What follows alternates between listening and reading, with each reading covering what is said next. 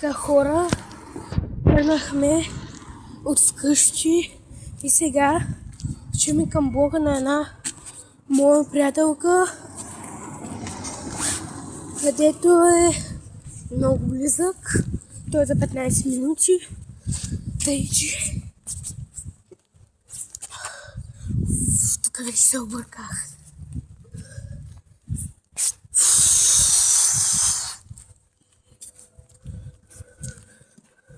След една минута ни е срещата, а за тази една минута аз не се хвана автобуса.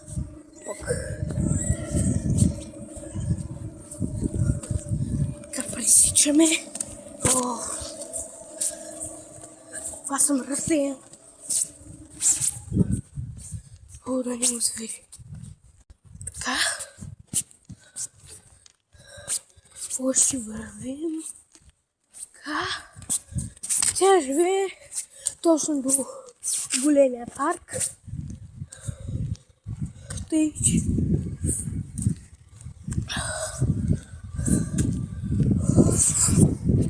Боже. Ние сега излизаме нарочно на обяд, защото е много топло и на тия 4 градуса е при нас хора и не знам как ще изтрем тия 4 градуса.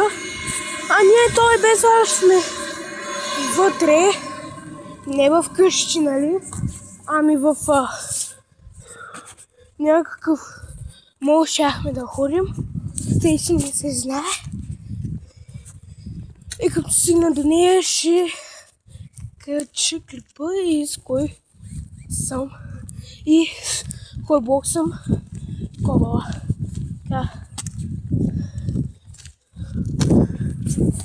Казах и, че след 10 минути тръгваме, защото тогава се приготвях. И да, и дано да не се сърди, че съм се забавила. Се нормално човечко закъсняваш 12 среща сега. Да бях тръгнала 11:30. Реших. Обаче мисля, че не ми стигаше времето, защото аз стигам за 35 минути.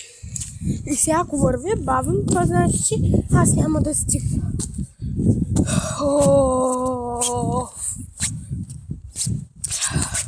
Сега отиваме до моето училище.